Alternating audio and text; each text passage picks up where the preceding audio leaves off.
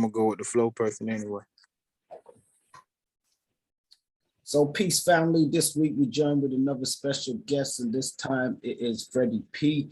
Now Freddie P definitely has been putting out music for a long period of time and has made recent waves once again in the media and stuff, which is why we're glad that we can have this conversation and connect and stuff. So what's good with you, Fred?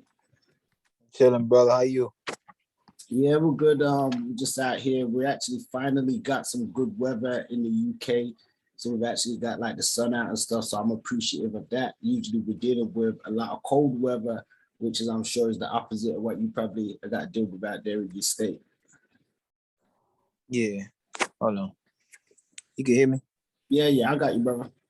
Okay. What you say now? Yeah, I was just saying we finally got some sun out here, so it's a good thing. I'm appreciative of that because usually we got too much cold weather out here in the UK, man. Oh shit, it be cold out there? Yeah. That's crazy. I hate to be on that side of the atmosphere. It's like New York weather. How long that flight is from that to the States? 12, 13 hours. Nah, ain't that long. I mean, you could probably get there in about 6 to 8 hours, depending on where you fly to. Word? Yeah. That ain't bad. That's Cali time from Miami. Yeah, I think the shortest flight I got was maybe just under like 6 hours, 5 and a bit. I just hate flying, man, for a long amount of time. Yeah, no, I don't blame you. I mean, I know a lot of people have issues about getting up there in the air and stuff, but which is why we're glad and appreciative. We got this technology now, so we ain't got to fly. We can connect like we do now, even on these devices and putting things together. Because before it was too much. This technology make it so easy for me, man. It make it easier for me to connect to the people. I ain't got to do as much because I hate I don't be want to get on no plane just to reach no people. Like I'd rather stay in my hole. Yeah. No doubt, man. So I mean, once again, I definitely want to big you up and salute you and stuff. And thank you for taking your time to even come and do this interview and stuff with us, without that online. The fans in the UK would definitely appreciate it, and worldwide. Before we kind of I guess get into the conversation, can we get a bit of an introduction of how you started with music and just I want to go back to like you coming up as a youngster. Who was some of your influences? What made you really start putting pen to paper? And why? I ain't even gonna lie. It was Tupac, Dear Mama. First song ever made me write. I was listening to it. We went through child services, so we had been snatched away from our moms. We were staying with our aunt. A few of us, and the rest of us was kind of a little older, so they was running the streets. But the ones that was like young enough to go to school, we kind of was like living with our aunt. Me and my brother who passed away, and my sister.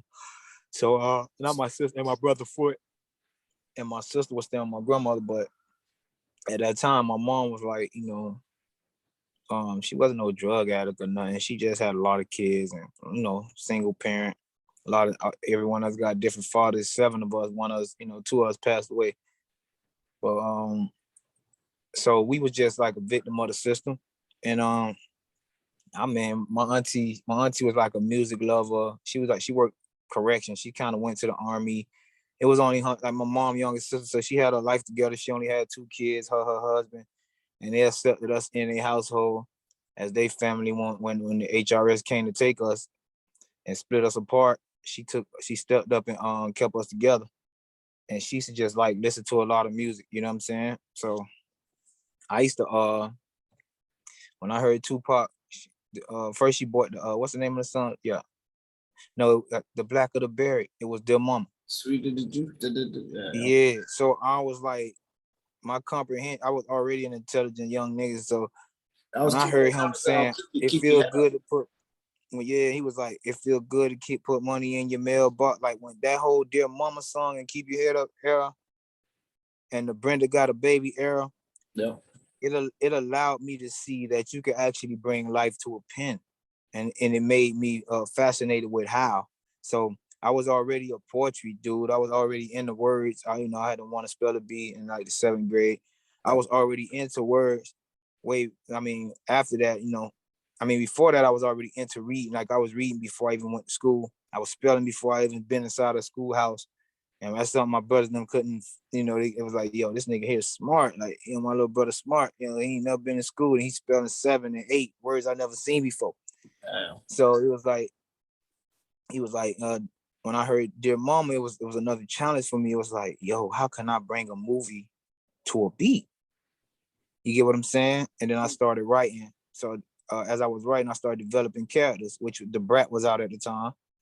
And I used to rap like the Brat a long time ago. So that's why I got the change of flows from how I was able to, just all of it in the end played how it made me who I am. Piece of Mystical, Tupac pen, the Brat with the flows, I always just been a student of the game. And when I first got on Dear Mama, man, it challenged me. It was like, yo, how can I bring life to this beat where people can picture? Because when I heard Dear Mama, man, I cried. You got to understand what we was going through at the time, missing our mama and shit. So it made me cry. Like, yo, what the fuck was that? That was amazing. You get what I'm saying? Like, I was never into hip hop or nothing like that before then, prior to it. But when I heard it, it was like, yo, I love this nigga. Who is this guy? So I became a fan of Tupac. And that's all, he kind of like started my career. That's why if you could just tell right now how fearless I am, it's like a lot of him is in me. Like, he raised me, like he's my father. You know what I'm saying? I hate to say it like that, but his music helped me in times when I used to just be hungry and I had to go rob somebody. When I was just breaking into cars, 12 years old, I used to put my headset on, throw my Tupac on and go do my dirt. You know what I'm saying? Trying to eat. I ain't glorifying it, but that's what we was at the time, Yeah, no, I definitely, and that's real, and I can respect that. And I think Tupac was definitely that voice and that father figure for a lot of us coming up, especially around that era and that time around the world. He definitely made a huge mark and left a huge imprint on the game, not just with the stuff that he rapped about, but his character and just putting soul into his music and stuff as well, which is something that people, especially if you got soul, you really gonna connect it and feel with it and, understand what you're talking about. And as you said, if you've lived through those experiences too, it's always just that extra little bit there, right there. So, yourself as an artist, you would go on out of like 40,000 people to be one of 6 that would be featured on a new series show. Now, there was a show before from MTV called Making It Abandoned. They decided to go into like a hip hop direction, and within that, they've obviously enlisted, hip hop production and a producer, P. Diddy, or Puffy, I don't know what he was calling himself at the time. Now, but just in terms of them putting that show together and stuff, what made you even apply for it and think, this is something that I want to go for? And did you think it was I something ain't gonna lie. I always would tell people like, okay, so I was like, I'm right, even to the day. I put my time in what I'm getting paid from. Right now, this second. I don't want to hear nothing about let's go to no studio. I don't want to hear nothing about let's make no movies. I ain't got time to waste on stuff that's not making me no money. You get what I'm saying? And when I first heard of making the band, I was hustling. I didn't know about it the day before. I didn't know like everybody else know. I didn't have the opportunity like everybody else to plan for weeks. I went out there, I freestyled my way all the way. I beat out everybody that came through my way. I freestyled, not one written rhyme. And I got to New York. I freestyled again. I just kept taking them on journey because that's what I used to be doing a lot. I used to just, even though my pen was crazy, it's like I love the freestyle because I could just, what I used to do was I'll close my eyes and I'll picture myself falling down a hole, and then or I'll picture myself running through a jungle, and then I just take you with me, and I started telling you what I see. So that's how my game of freestyle was. So them niggas was amazed, like what the fuck is this? You know what I'm saying? And it got me all the way to the man himself. He ain't know me. Everybody be like, oh, he selected you. He gave you opportunity. No, he didn't. He could have cut me like he cut everybody else. I made my way to that man. I won. I beat people out the way to get to that man. He didn't know me. He didn't owe me anything. He didn't pick me because of a look or nothing. He picked me because I showed him what I had, and I kept beating out. I don't care what it is. I'm gonna always stick out.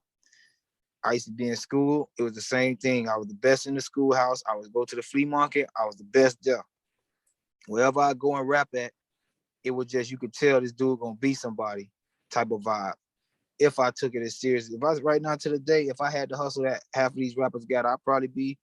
I just don't know, the game like that. If rap not paying me, I'm not paying it no attention. Like I'm not printing up no flyers.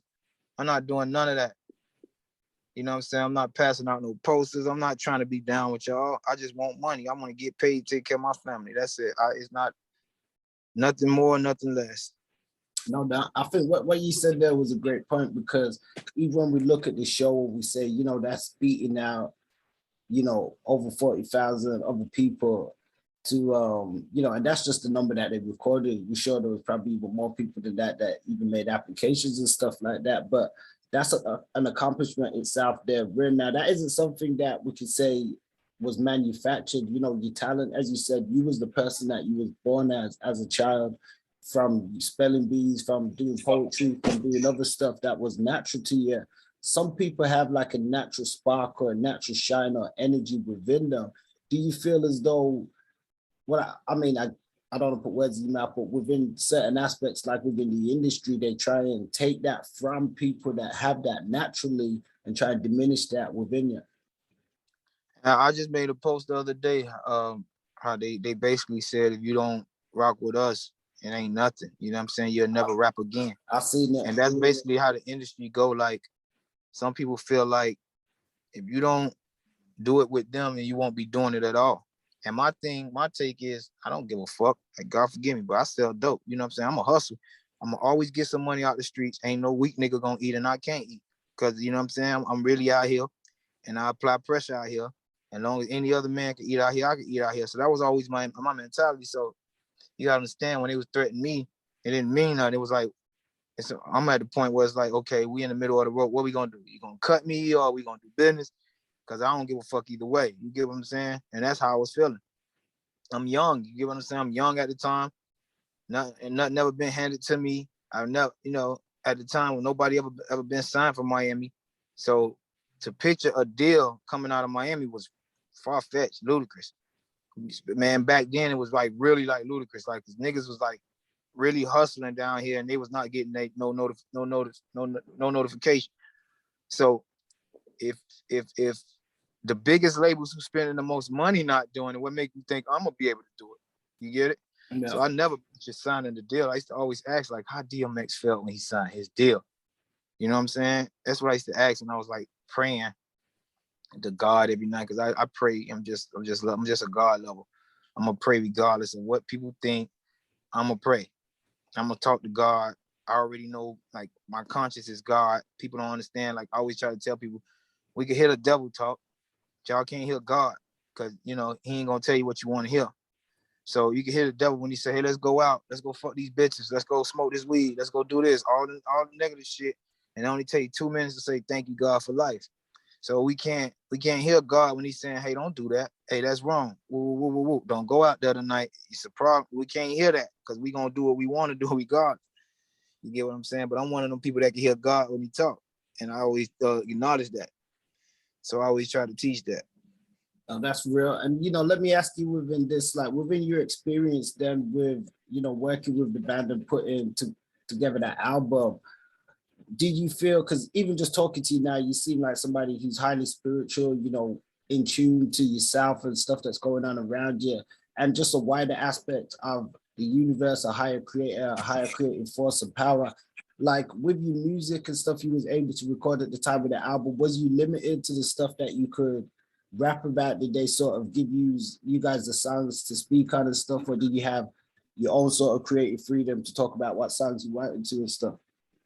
You talking about the freedom that we had back in the day? Yeah. We went through a lot, man. When people don't understand shit, Bad Boys, they probably still had another 20, 30 songs on us that didn't make the album. Like, we don't work with Will I Am. Play this, you know what I mean? Oh, wow. Yeah, I stayed in the studio with Will all night. I'm the only one, because I was like fascinated into what he had going on. You get what I'm saying? And I didn't even know he was the guy from the Black Eyed Peas, because at that time in my life, I only heard of the Black Eyed Peas. I had never watched the video. I didn't know the difference. I didn't even know they had a girl in the group. You know what I'm saying? But I was fascinated with his work ethic and the talent that he had for music. And me personally, me being a street nigga, we like to be around people that's not like us. You know what I'm saying? People where we could be ourselves around, and we could just learn from like good spirits. You know, you'll never see a big dog or an aggressive guy being aggressive around a bunch of white people, because we in a room of people that don't call for that. You know what I'm saying? We don't have to do that. So I like being like selecting being around that type of crowd, because it allows me to be who my grandma raised me to be. But this man told me this one time. He said, man, that dude named Michael the Black Man, he got like a big following, whatever. You know, he was a good friend of mine at the time. And he was like, man, you know what I like about you, man? I was like, what's that? And he said, man, when you around the wolves, you turn into the biggest wolf in the room. He said, but when you around civilized people, you can't even tell you a wolf. And I was like, that just go back to how I am. Like, whenever I'm in a room, I want everybody to know, I don't give a fuck if you bigger than me, whatever. You gonna look me in my eye, you gonna be able to tell I'm not that nigga to play with. You know what I mean? I'm gonna put you where you need to be if you disrespect me. You get what I'm saying? And as long as you carry yourself like a gentleman with respect, I'm gonna respect you. You know what I'm saying? But I don't want nobody to ever, I done been in certain rooms in this industry where this industry full of people that get out of prison and they think they this and that. I done did more than 90% of niggas that's in prison. It's just I'm one of the ones that God didn't want to go. I'm blessed. You know what I'm saying? And this ain't no bullshit. You can go ask. You know what I'm saying? Niggas go be like, yo, that's why when I told everybody I ain't got no felonies, they was shocked. Niggas like, yo, I don't know how. You get what I'm saying? I done been locked up for shooting niggas, everything. I don't know how, but it's God the whole time. I beat an attempted murder case in 3 weeks. That's impossible. It's just him. And I'll be a fool to think it's been me the whole time. I'll be a fool to blame it. I don't believe in luck. I don't believe in coincidences. I believe in blessings. Ain't no such, don't never confuse blessings with good luck. Amen.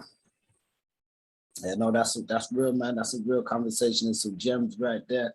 I mean, you spoke about good character and just good relationships and stuff like that too.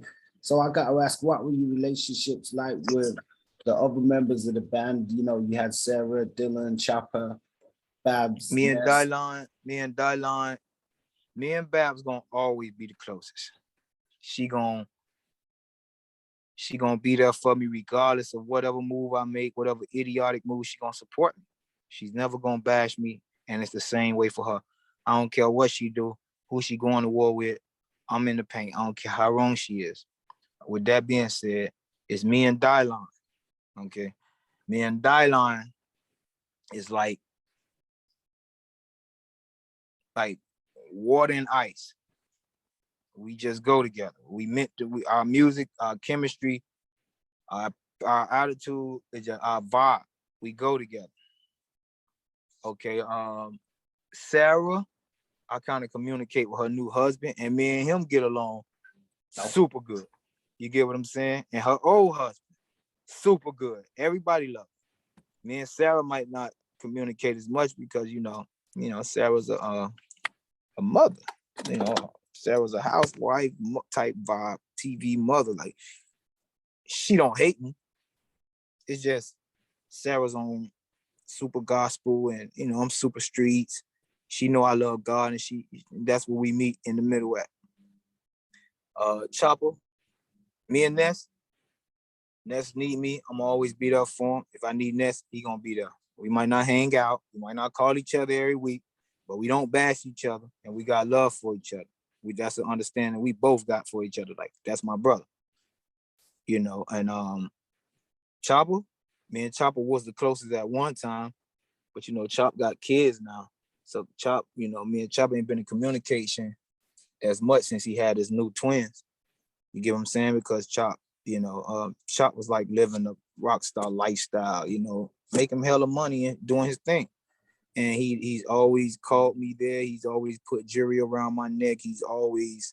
Chopper family is like my family. It's Pyru, like we blood. That's my nigga. I'm gonna go to the beginning. Nobody can't fuck with him. But as far as us hanging, we don't do it as much as we used to. And communication, we don't do it as much as we used to. Okay. You get what I'm saying? Yeah, well, it's dope, and it's but he's still my nigga. It's dope that you still knowledged up to what everybody doing, and we know even Babs, she came out and defended you and stuff recently. So we know that there's a good relationship and stuff there too. I was going to ask you about some of the singles that you shot at the time, Bad Boy This and Bad Boy That, and Tonight. Just what was your experience like working on those music videos? It was something new for me. It was something I wanted to experience. Something I got a chance to see. You get what I'm saying? So I enjoyed it. I can't call it. I just knew it was. My sister-in-law pulling up on me. Okay. What's up, sister? Yeah, I'm doing the interview. How you doing? Gonna go out of town? Yeah. It's for you and your brother. Okay. He couldn't. He can't get off work till 9 o'clock. Okay, he gonna come see me. Yeah, he said he gonna come out here. That's how you living, huh? Yeah. You done got it, huh? Oh, you out here getting it. You know how I I ain't mad at you. Oh man, that's why I was gonna talk to you after this, but you know. I ain't rushing. All right. Yeah, no, it's good that it's important. Family is definitely important. Yeah, see, I'm trying to hear what I'm on. What type of shit I'm on. Yeah, hold on. Let me finish up real quick. Okay. Hello? Yeah, my bad, brother. Yeah, okay. No, it's all good. It's family important, man. It's good you spend some time with the family. I don't want to be interrupting y'all connection. No, it's all good, man. My nephew, he went to the Marines. She pulled up to give me the pictures. I'm instrumental in his life. It's a big thing to see that for me. I love seeing my nephews do what they gotta do because we came from where we came from, and she was there. She was there the first time I would slap somebody in the head with a gun. I'm 12 years old. We had a family fight.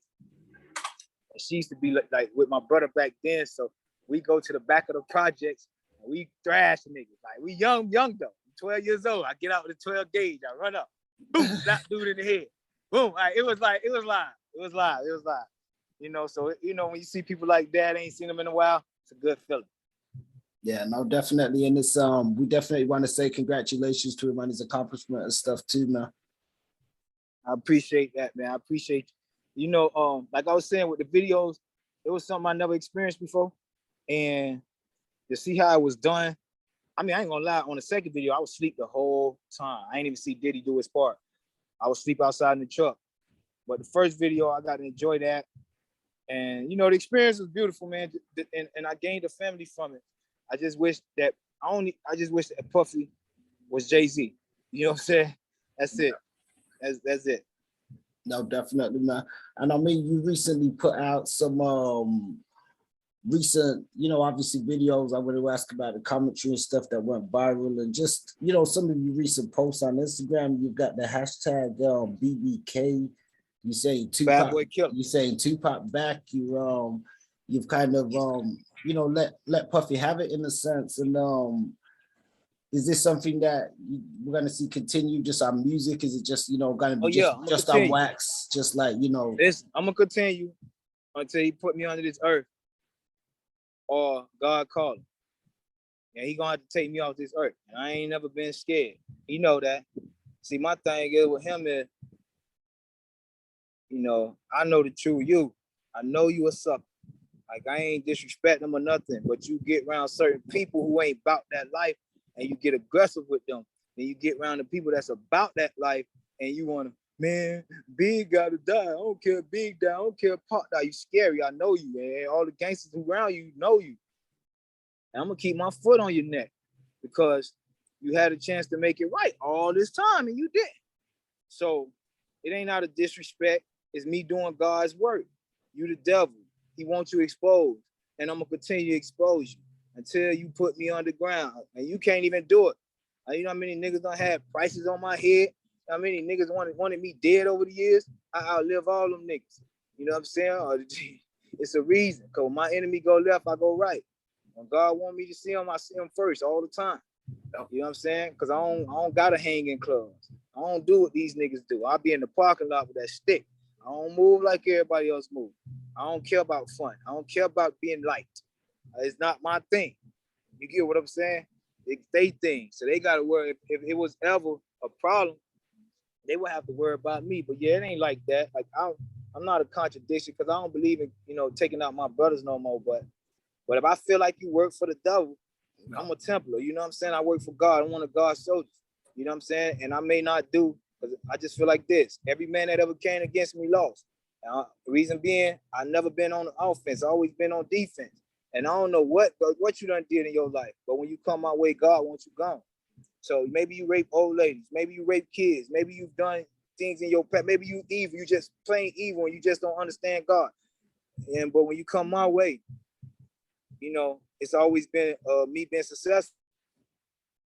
That goes back to me saying, damn, I done did more than niggas that's in prison. Even my big brother, he's a straight killer. He tell me like, bro, you blessed. You get what I'm saying? I ain't never have step out here. I ain't have step out here. I ain't like I don't supposed to be there. You get what I'm saying?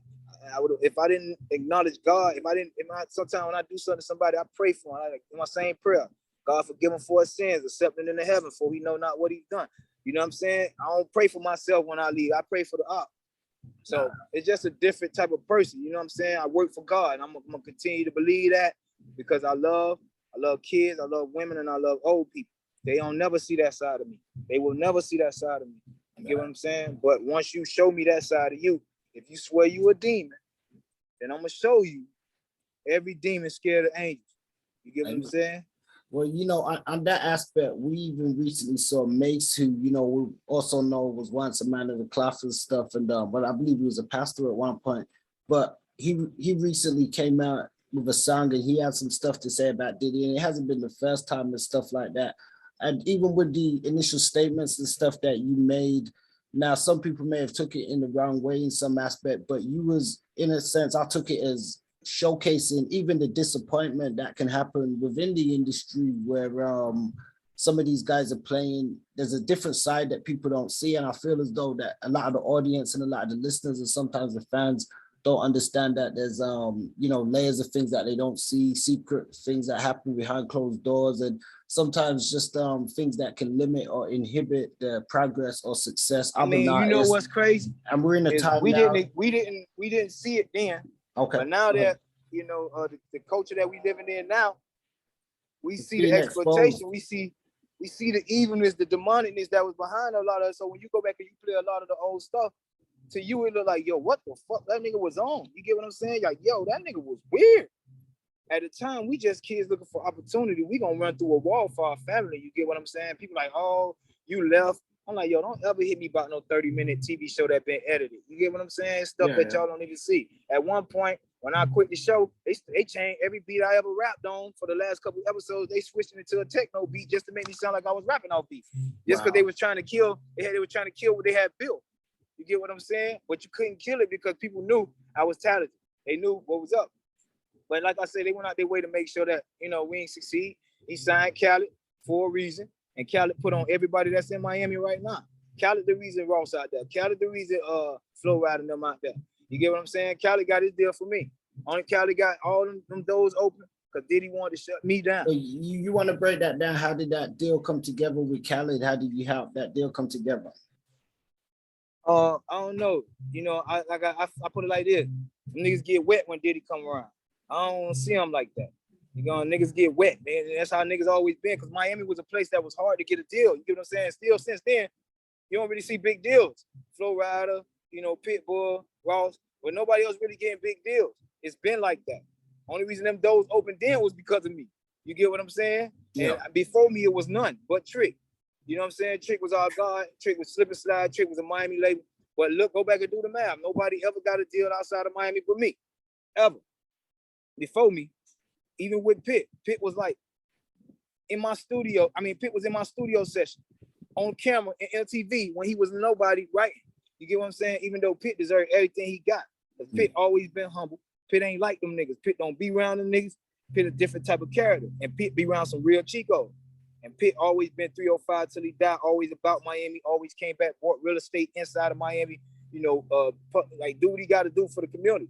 So he always gonna get but I'm speaking on us getting deals. When it came time for us to get deals, I opened that door. I showed people that Miami music wasn't Uncle Luke music, and it wasn't no take it to the house and you don't know now, nigga. You know what I'm saying? They like, yo, what the fuck? Miami got real rap down there, real gangsters down there. We need to hear what the fuck they talk about. So they opened up the door. And once they gave Khaled the deal, Khaled allowed everybody who's been running around with posters for years to get in the door because they always been best friends. Khaled, Flow Rider, owner, the owner of their label, Po Boy, all of them, they been best friends. Briscoe even got his deal. All of them been best friends for years. I've just been in the studio with them niggas, you know, going up, see them niggas. They was always the niggas, the big niggas in the city, but they was the biggest local artists in the city. You know what I'm saying? They never crossed over until I got my deal. So you have I walked past a lot of them niggas coming down for making it the band when they didn't make it, and I did. Yeah. You get what I'm saying? I saw them. So, you know, I know you kind of mentioned that you feel as though some of them didn't really send that ladder back down. I know you don't take it necessarily in a bad way. Do you feel as though that's just an industry thing, that their hands are tied by the industry? But nigga opened doors for you. They should still do it. You seen what he said on my last video. Yeah. Nobody's gonna go against Puff for you. You get what I'm saying? But everybody started looking after me. They wanted another me so bad. You know what I mean? They found Ross, which I already knew Ricky was hot. Ricky was hot, but Ricky was stuck on Slip and Slide writing for Trina. They ain't Slip and Slide wouldn't even give him a chance. What the fuck y'all talking about? Like he was, you know what I mean? Come on, man. We didn't even get that respect in his own label tied to me. So, you know, it's just the facts is the facts. And niggas don't like facts, but they ain't gonna, you know, niggas ain't gonna do nothing to me. But one thing about me, man, my family really in this shit. I'm not a mama's nigga, I'm a Pollock. You know what I'm saying? My daddy, my whole family really from Broward County. You liable to get hurt asking, what's up with that nigga Freddy P? When I see him, niggas gonna shoot you. Now there's no niggas that done got shot for that before. So I'm really from this. I really went to every school down here. You know what I'm saying? They trying to find another me. You can't replace me. A lot of them niggas not safe in the city. When I came back to the city, on TV, I was walking around the city in the most dangerous spots because that's where I was from. I didn't know no better. When I got off the plane, I didn't get dropped off home. I got dropped off to the trap and went right where I was when I started making the band. Like, yo, watch the back door. Burger King, because we used to call the police Burger King. Coming in the back, we had on. Niggas like, yo, what the fuck is wrong with you? You on TV. I'm like, man, fuck that TV shit. Let's get this money. You get what I'm saying? Wow. My niggas say, yo, you can't be out here like that no more. Your face too. You know what I'm saying? Like, yo, move a bit different. And I started to understand, yo, okay, you know, this is what I need to be doing. Yeah. Well, I mean, with that being said, like years later and stuff now, what advice would you give to like young artists or young people, maybe, you know, wanting to explore the terrain of the music industry? And keep the parasites around. You know what I'm saying? And parasites mean if them niggas ain't got no talent, don't let them niggas put no money behind. You get what I'm saying? That's what I mean by that is niggas like Diddy, Khaled. And Khaled a good soul. I can't even knock Khaled, but he's a parasite too. The niggas ain't got no talent, but the gate opens. They want to walk you to a deal and, you know what I'm saying? Make it on your own, man. You'll get paid. You'll get there eventually, but just stay away from the gatekeepers. Diddy's and everybody who ain't got no talent. Now, Rick Ross, he got a talent. He deserved what he got. He worked for what he got. That nigga can write. That nigga, he really can rap. Yeah. Them niggas can't rap. They can't dance. All they do is exploit people like us. You know, get on our back and try to make millions because they can shake the right hands or make the right phone calls. Niggas like that don't deserve to be rich to me. You know what I'm saying? Why is y'all richer than the artists? Why y'all richer than the Ace Hood? You know what I'm saying? The niggas that y'all make that, you know what I'm saying? Yeah, even with Khaled, like I'm disappointed in him because he know. You know what I'm saying? He know the gangsters I used to be around, he know. You know what I'm saying? I could have, if it was me and I was such a bad guy, you wouldn't even be here to enjoy none of this. You get what I'm saying? I gotta stop your life. I done saved your life. You know what I'm saying? He know that. So all that pretending shit they always doing, man, I'll never lie. That's all I can say. That's why I'm able to stand on camera. Nobody never added me. None of them niggas say nothing to me because they can't. Everything I say is facts. It ain't like I'm bitter. Y'all, only thing it is, I've been holding it in. Y'all making me say this shit now. Y'all making me come out with the truth now and expose y'all. Because all y'all had to do was throw the ladder down. I ain't asked for a rope. If I ask for a rope, that means you got to pull me up. I ain't asking you to pull me up. Throw the ladder. I'll climb up on my own. Man, no doubt. They couldn't even do that because they wanted to kiss a nigga dickhead so bad. Them niggas, you know what I'm saying? Yeah. And whatever is whatever. You know what's up with me, man. Everywhere I go, I got it with me. You know what I'm saying? Everywhere I go, my gangsters, real gangsters, they're going, we don't care if you round the police or none of that. I'm a real, they know. They think I'm a real threat. Them niggas just make jokes like, if he ever come to this city and we ain't here, we ain't invite him, shut the studio down. You know what I'm saying? But they know. I ain't trying to say listen, nobody in this world the baddest man in the world. My brother is way worse than me. So and these niggas that's way worse than him. So we don't look at it like, oh, we just look at it like when we in that room together, you don't feel me, my man. You could die like me. You get what I'm saying? Like, I ain't scared of you. So that's where we at with that situation, man. We done been through some shit where we supposed to be gone. No doubt. I mean, a couple more questions before we go out. Just lastly, some people have said, how do you respond to like the statements of like Diddy, for example, saying we all have the same 24 hours, and some people saying that everybody always blames the Diddy's and you know, the Dre's, but they always don't talk about they always want to make an excuse. Let me tell you what I tell those people. Why nobody from that nigga camp succeeded without taking another journey? Nobody. Except the Mary J. Blige. And I'm pretty sure she got the worst stories of all. You know what I'm saying? And she probably loyal to him, because you got to understand, Mary had to go marry a woman. She ain't no guy. You know what I'm saying? She going to take a lot to get, you know, for her career and her family. But I'm pretty sure she ain't what she supposed to be with the finances. That nigga's, why nobody successful? That's the question. Why nobody, if they want to say you just mad because, shut the fuck up. Go do the history. Ain't nobody. 112, nobody. Well, I mean, do you think it's fair when nobody people left that nigga ain't got no money? Do you think it's fair when Mace people had to go through God? Do you think it's fair when people say that it was a bad boy curse or something? It's not a curse. It's not a curse. Go to my page and go look at the last video, and you will see they method. They method is, if you're not gonna do it here, you're never gonna do music again. You might as well give it the fuck up. That's who they is. That's who they is. Bitch ass niggas. Them niggas ain't come from the hood. They don't understand that. They paying you for your story.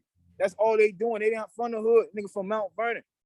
He's a bunch of mama boys who just got rich by shaking the right hands. Andre Harrell's and, you know, eating dickhead they whole life. You know, he's a lay down nigga. He's a nigga that'll lay over and allow a nigga to put it in his ass. So if any niggas like that, you can't have a conversation with me, because you used to people fucking you over. You used to being fucked. It's okay for you to, you know, to take one, not literal, but to take it up the ass and it not be a problem to you. I'm not used to that. I'm not used to bending over and just being the weakest nigga in the room and do what you want of me type nigga. I'm not that. I don't come from that. Yeah, you don't want to bend. So them people right there, they'll look at it like, why you just on this accept what? Somebody said, accept what? You ain't never had nobody take no life-changing money and opportunity from you. That's why you can never speak to me about it.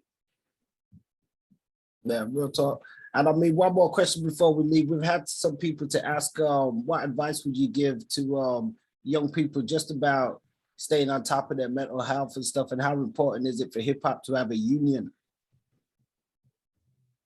Man, y'all boys better get your money and get the fuck out of this shit. Stop buying all that dumbass jewelry. Stop buying jewels from the Jews. You know what I'm saying?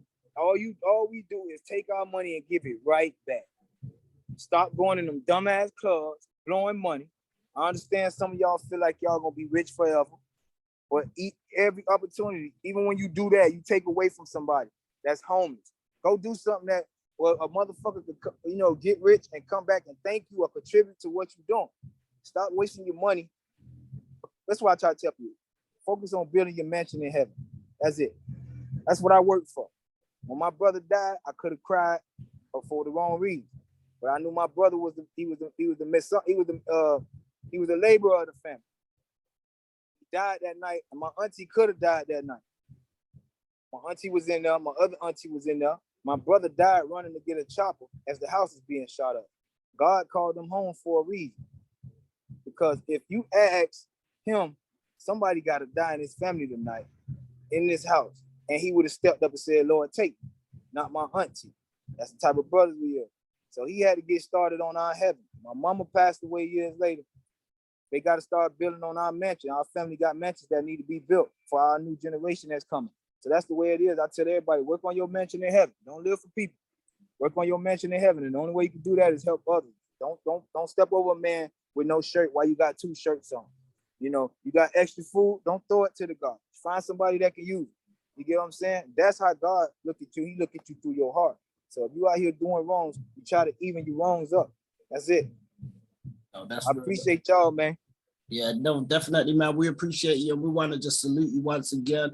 You know, thank you for your time and for speaking your truth and continuing to be a positive example for young Black males and other males and stuff as well.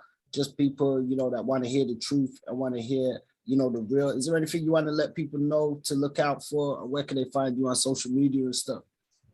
Y'all can look out for Truth Hurts. I'm writing a book, Truth Hurts, whatever, podcast, whatever come next. I'm on his neck. I'm doing God's work on his neck until he make it right. If he make it right, now I will get on my knees and publicly apologize to that guy. If he go to work for God tomorrow, I will publicly apologize, delete every video and tell everybody, forget what I said. It's about what he's doing. You get what I'm saying? But if he don't make it right, I'm gonna stay on his neck. I'm gonna keep doing God's work. Because I'm only telling the truth. I'm not like people that's coming from hate. I make money every day. I'm cool. I'm good. You get what I'm saying? I ain't tripping. So it ain't about no money. I don't need no money. If he couldn't pay me, I wouldn't even accept it. I'm not his friend. I don't want the devil's money. But I want him to go back and make it right with the right people. That's it. No doubt, man. Well, we appreciate you. And for the family over here, abouttheonline.com, we definitely send our salutes and stuff, and keep us in the loop, and we'll definitely keep everybody updated with the new projects and stuff. And, you know, now that we're connected, we're going to stay connected. We ain't just, you know, trying to connect about drama and stuff. We want to hear from you. So we're glad that you was able to, you know, speak your truth and let the people know what's really happening. I appreciate you, brother. I appreciate y'all for having me. Y'all go to my page on Freddy P. Subscribe to my YouTube. Keep up with the music. I'm about to drop that, hit him up too. Yeah, I got something for his ass. I'm gonna keep pressing. I don't want no money from him. I'm on his ass though. I want him to know I'm on his ass. I want the whole London to come support him. It's a war going on. David versus Goliath. Y'all, you know what I'm saying? I might lose my life in this shit, but it's something I'm gonna do for my people. It's something I'm gonna do. Make sure I go so people can know he's not who y'all think he is. And don't, for the next generation to know, watch out for the next Puff Daddy. I want y'all.